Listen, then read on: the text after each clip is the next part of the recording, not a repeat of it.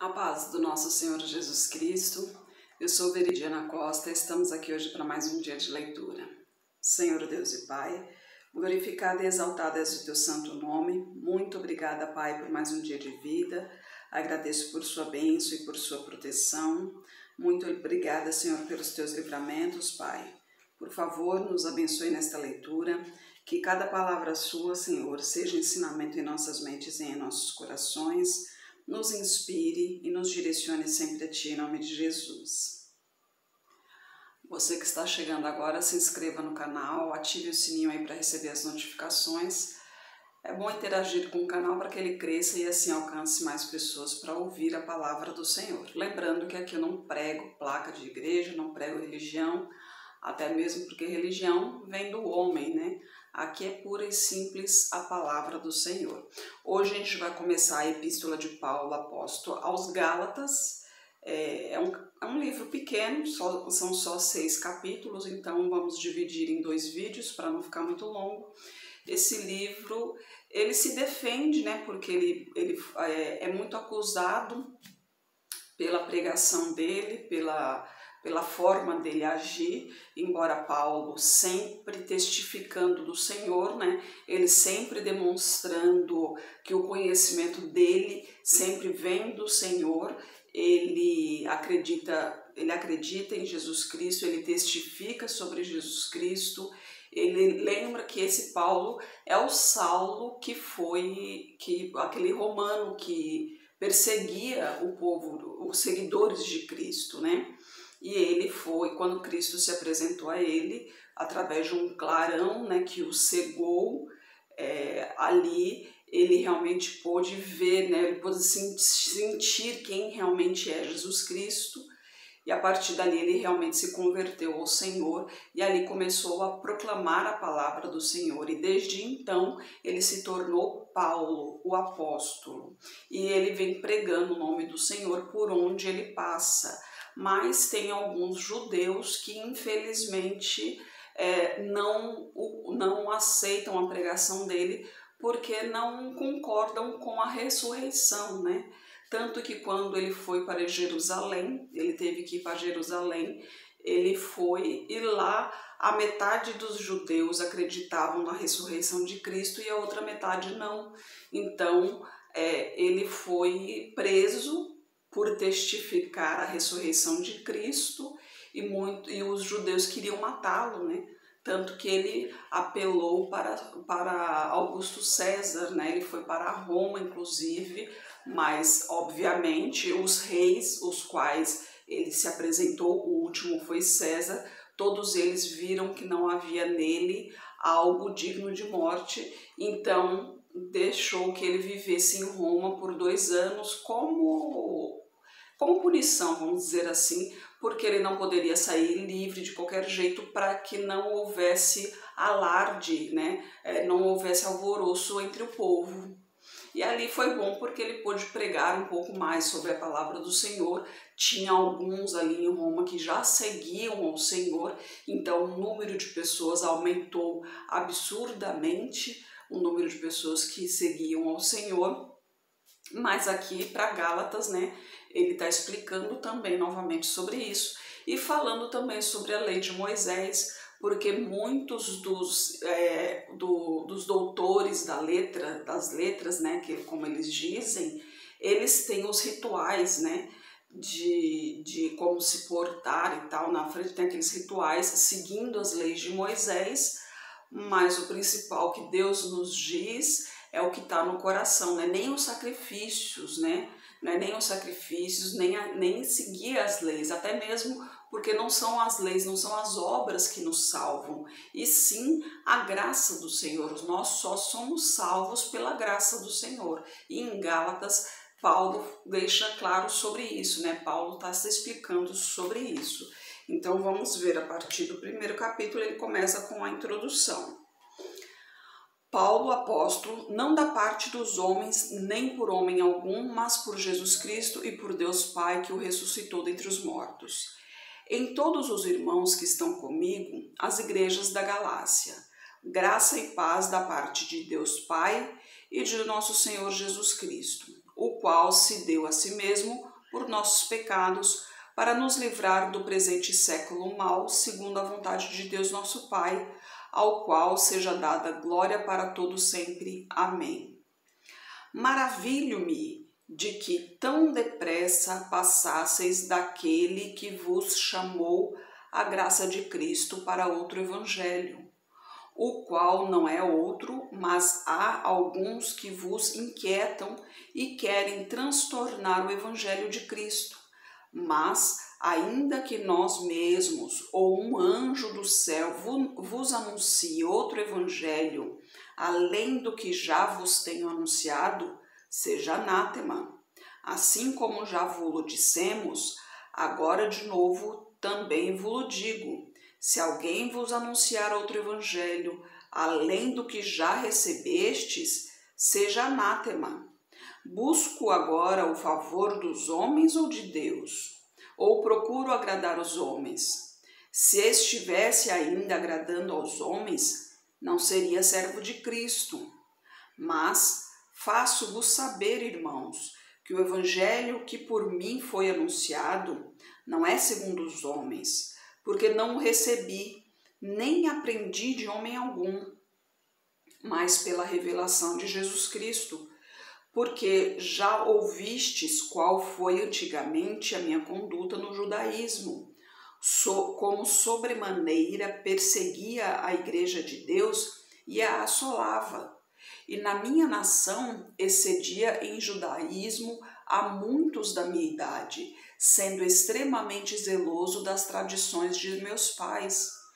Mas quando aprouve a Deus, que desde o ventre de minha mãe me separou e me chamou pela sua graça, revelar seu Filho em mim, para que o pregasse entre os gentios, não consultei a carne nem o sangue, nem tornei a Jerusalém a ter com os que já antes de mim eram apóstolos, mas parti para a Arábia e voltei outra vez a Damasco. Depois, passados 3 anos, fui a Jerusalém para ver a Pedro e fiquei com ele 15 dias, e não via nenhum outro dos apóstolos, senão a Tiago, irmão do Senhor. Ora, acerca do que vos escrevo, eis que diante de Deus testifico que não minto.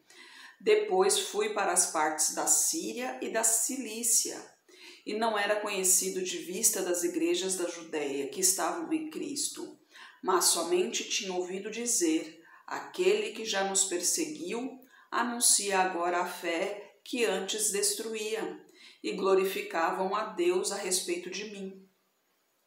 Aqui Paulo, falando sobre si, como se diz assim, se defendendo das acusações que ele estava tendo, como ele teve em Coríntios, o povo falando mal dele. Aqui ele também falando sobre Gálatas, de quando ele chegava, as pessoas, quando o viam proclamar o nome do Senhor, que o reconheciam como perseguidor de Cristo, glorificavam a Deus, porque via a transformação que Deus fizera na vida dele. Seu apostolado reconhecido pelos demais apóstolos no capítulo 2. Depois, passados 14 anos, subi outra vez a Jerusalém com Barnabé, levando também comigo Tito. E subi por uma revelação e lhe expus o evangelho que prego entre os gentios, e particularmente aos que tinha reputação, para que de maneira alguma não corresse ou não tivesse corrido em vão.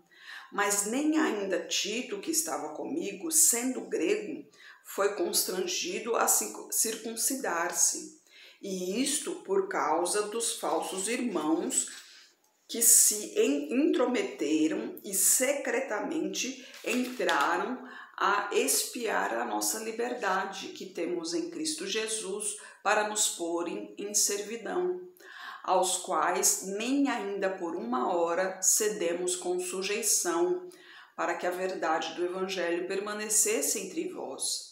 E quanto àqueles que pareciam ser alguma coisa, quais tenham sido noutro tempo, que não se me dá, Deus não aceita a aparência do homem, Esses, digo, que pareciam ser alguma coisa, nada me comunicaram, antes pelo contrário. Quando viram que o evangelho da incircuncisão me estava confinado, como a Pedro o da circuncisão, porque aquele que operou eficazmente em Pedro para o apostolado da circuncisão, esse operou também em mim com eficácia para com os gentios.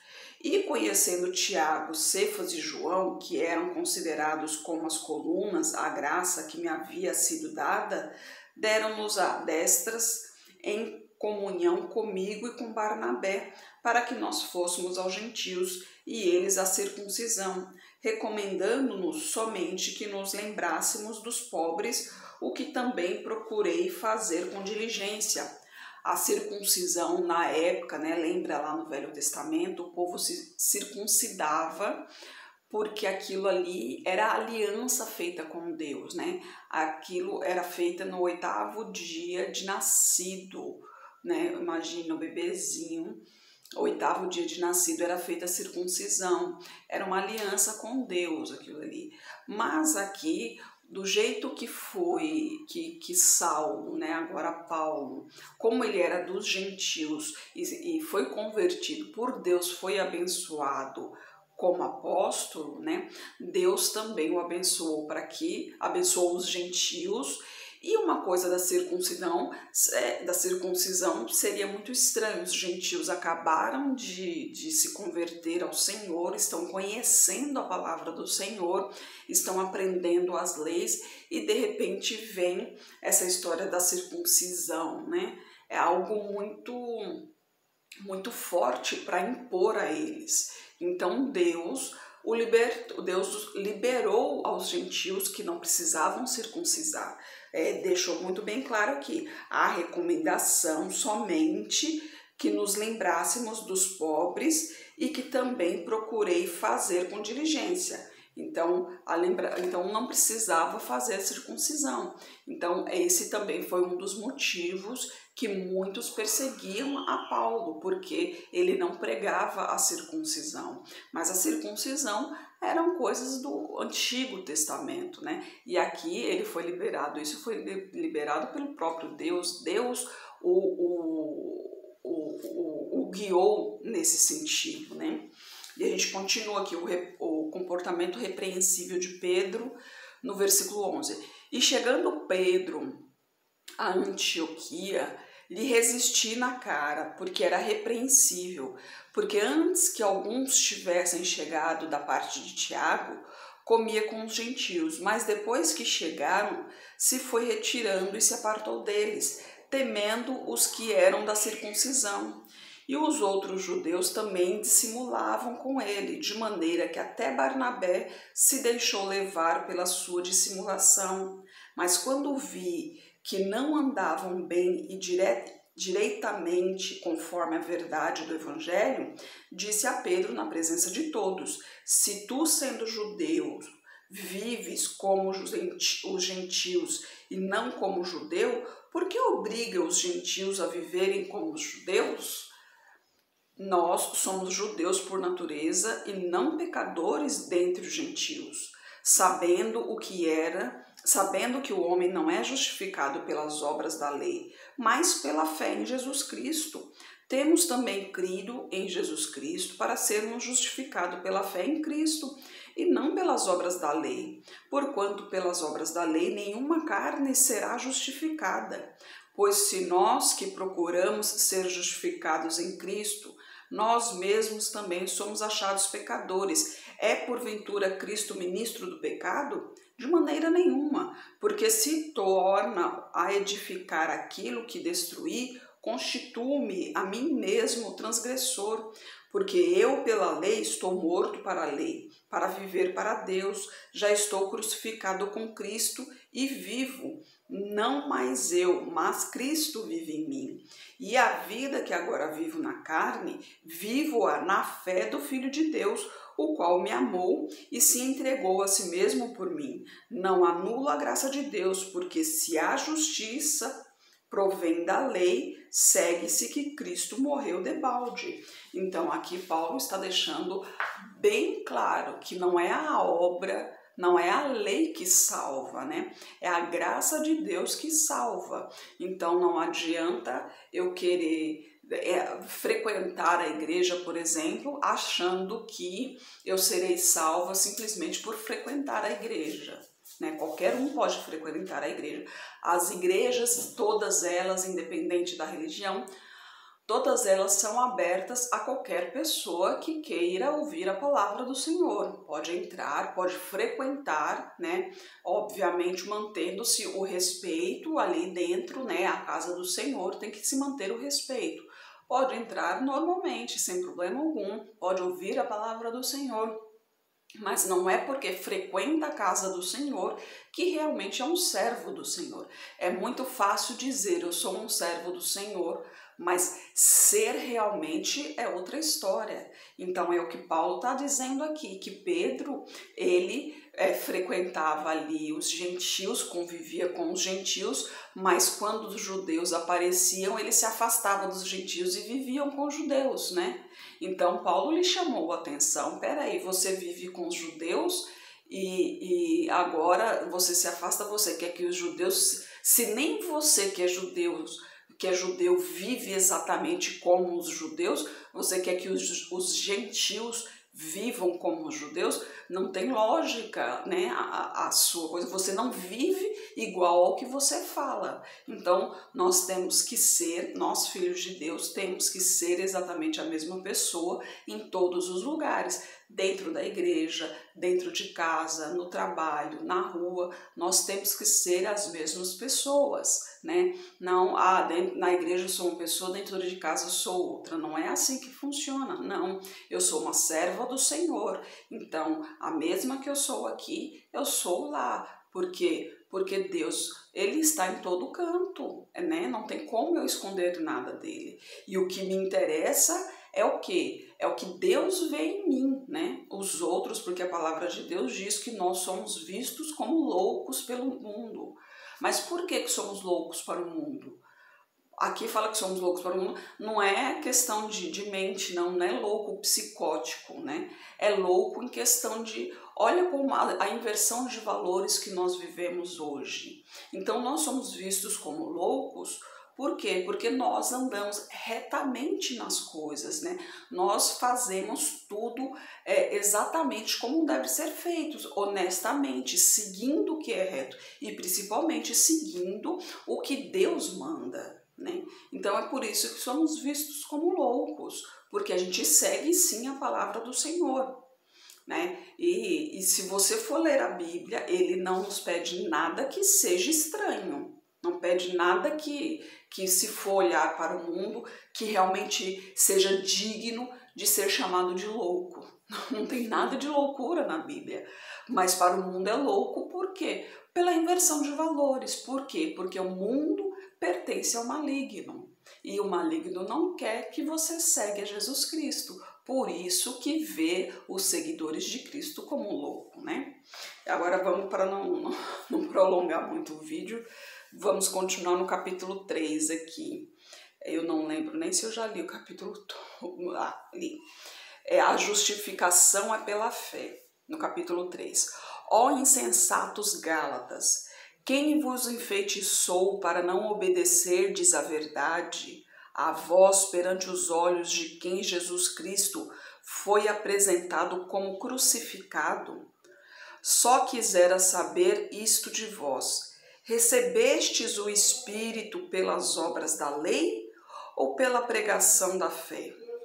Sois vós tão insensatos que, tendo começado pelo Espírito, acabeis agora pela carne? Será em vão que tenhais padecido tanto? Se é que isso também foi em vão. Aquele, pois, que vos dá o Espírito e que opera maravilhas entre vós, acaso faz pelas obras da lei ou pela pregação da fé? Assim como Abraão creu em Deus, e isso lhe foi imputado como justiça, sabei, pois, que os que são da fé são filhos de Abraão. Ora, tendo a Escritura previsto que Deus havia de justificar pela fé os gentios, anunciou primeiro o Evangelho a Abraão, dizendo: todas as nações serão benditas em ti, de sorte que os que são da fé são benditos com o crente Abraão. Todos aqueles, pois, que são das obras da lei, estão debaixo da maldição, porque está escrito: maldito todo aquele que não permanecer em todas as coisas que estão escritas no livro da lei para fazê-las. É evidente que pela lei ninguém será justificado diante de Deus, porque o justo viverá da fé. Ora, a lei não é da fé, mas o homem que fizer estas coisas, por elas viverá. Cristo nos resgatou da maldição da lei, fazendo-se maldição por nós, porque está escrito: maldito todo aquele que for pendurado no madeiro, para que a bênção de Abraão chegasse aos gentios por Jesus Cristo e para que pela fé nós recebamos a promessa do Espírito. Irmãos, como homem falo, se a aliança de um homem for confirmada, ninguém a anula nem a acrescenta. Ora, as promessas foram feitas a Abraão e a sua descendência. Não diz e as descendências como falando de muitas, mas fala de uma só, a tua descendência, que é Cristo. Mas digo isto, que tendo sido a aliança anteriormente confirmada por Deus em Cristo, a lei que veio 430 anos depois não a invalida de forma a abolir a promessa. Porque se a herança provém da lei, já não provém da promessa, mas Deus, pela promessa, a deu gratuitamente a Abraão. Logo, para que a lei foi ordenada por causa das transgressões, até que viesse a posteridade a quem a promessa tinha sido feita, e foi posta pelos anjos na mão de um mediador. Ora, o mediador o mediador não o é de um só, mas Deus é um. Logo, a lei é contra as promessas de Deus? De maneira nenhuma, porque se fosse dada uma lei que pudesse vivificar a justiça, na verdade teria sido pela lei. Mas a Escritura encerrou tudo debaixo do pecado, para que a promessa pela fé em Jesus Cristo fosse dada aos crentes. Mas, antes que a fé viesse, estávamos guardados debaixo da lei e encerrados para aquela fé que se havia de manifestar, de maneira que a lei nos serviu de tutor para nos conduzir a Cristo, para que pela fé fôssemos justificados. Mas, depois que veio a fé, já não estamos mais debaixo do tutor, porque todos sois filhos de Deus pela fé em Cristo, porque todos quantos fostes batizados em Cristo, já vos revestistes de Cristo. Nisto não há judeu nem grego, não há servo nem livre, não há homem nem mulher, porque todos vós sois um em Cristo Jesus. E se sois de Cristo, então sois descendência de Abraão e herdeiros conforme a promessa. Oh, glória, Senhor, palavra maravilhosa. E aqui, Paulo está deixando muito claro aqui, né? A lei, ela surgiu, Deus fez a lei para quê? Se não existisse a lei, como saberíamos que matar é errado, que mentir é errado, que roubar é errado? Por isso a lei foi feita, para que nós tivéssemos noção do que é certo e do que é errado. Por isso que a lei não salva, porque a lei é só para conhecimento do que é certo e do que é errado, né? Então a lei não salva ninguém, a lei protege, né? Se segui-las, ela protege. Então protege das punições, porque a lei está ali. Inclusive a lei do homem também é assim. Não pode roubar, não pode matar. Se você fizer tal coisa, você tem a punição. E é exatamente isso, né? Então Deus fez as leis para que nós tivéssemos conhecimento do que é certo, do que é errado e da punição que seria para tal coisa. Tanto que no começo da Bíblia, né, passa em Êxodo, tem o os 10 mandamentos, esses são mandamentos, são perpétuos, né? Nunca mudam, nunca mudaram, nunca vão mudar. As leis já são diferentes, as leis elas podem mudar, podem alterar, podem deixar de existir, embora as leis de Deus aqui nunca mudaram, mas eu falo na lei em geral, inclusive as leis dos homens, né?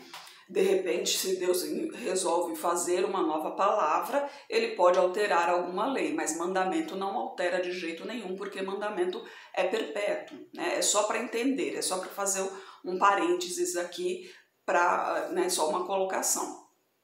Mas a questão é, a lei é só para um conhecimento, é só para o conhecimento do povo, do que é certo e do que é errado, para uma boa convivência. Porque senão, imagina só, se não houver lei, né, se não houver regras, cada um faz o que quer, como quer, onde quer, imagina só como seria. Hoje, no mundo que a gente vive hoje, cheio de leis, cheio de regras, olha como vivemos hoje, né? Hoje, a pessoa de bem, a pessoa honesta é que vive presa dentro de casa. Quando a gente sai na rua, a gente não tem tranquilidade para andar com o nosso celular, com a nossa bolsa, com a carteira, a gente tem que ficar andando, olhando para os lados para ver se não tem pessoa estranha. Quando anda com criança, tem que ficar agarrando ela ali para não correr o risco de alguém passar, pegar. Então, o mundo, imagina só, com todas as leis, com tudo, o mundo está desse jeito. Imagina se não houvesse lei alguma. Mas o importante é que a graça do Senhor é que nos basta, porque é pela graça que nós somos salvos. E é isso que Paulo está deixando claro para a Galácia aqui, né, para a cidade de Galácia, que é isso que Paulo está deixando claro, porque as pessoas ali, eles estavam discutindo entre eles ali, não estavam em consenso, por isso que Paulo teve que escrever essa epístola, essa carta, para explicar o que realmente Deus nos deixou, né? Que ali obviamente foi o Espírito Santo que o inspirou para que ele proferisse essas palavras ali, né? Escrevesse essas palavras, né? E hoje, mesmo que a gente não tivesse a Bíblia, hoje a gente até saberia disso, que realmente é assim mesmo, que se não tivesse as leis, imagina só como seria esse mundo. Mas graças a Deus, né? Deus nos amou primeiro, que mandou seu Filho unigênito para nos redimir do pecado. E hoje a gente tem a oportunidade de participar do reino do Senhor, né? De voltar para o reino do Senhor, para o que nós fomos feitos, né? Porque nós fomos feitos para viver ao lado do Senhor. Infelizmente, com a entrada do pecado, isso não pôde acontecer. Mas ainda temos essa oportunidade e Deus está dando essa oportunidade para você também. Então, entregue-se a Ele, dê a oportunidade para si mesmo, dê a oportunidade para si mesma de fazer parte dessa salvação. Senhor Deus e Pai, glorificado e exaltado és o teu santo nome. Muito obrigada, Pai, por tuas palavras, por tuas mensagens, Senhor. Eu peço a Ti que esteja com essa pessoa que está orando comigo, Pai. Manifesta o teu poder na vida dela, Senhor. Toque em sua saúde, toque em suas finanças, Pai. Toque em seu psicológico, toque em seu emocional, Pai. Purifique-a de tudo que não lhe pertence, Senhor. Peço a Ti por toda a minha parentela, por toda a parentela de meu esposo. Derrama a Tua unção sobre cada um deles e traga todos para o seu caminho, Pai. Peço a Ti pelos nossos governantes, pelas nossas autoridades, que os Teus anjos estejam guiando cada um deles de acordo à Tua vontade, Pai. Peço a Ti pelos Teus filhos, Pai. Por favor, nos capacite cada vez mais para proclamarmos o Teu Evangelho, Senhor. É o que eu oro em nome de Jesus. Amém. Que Jesus Cristo esteja em seu coração e que Deus abençoe.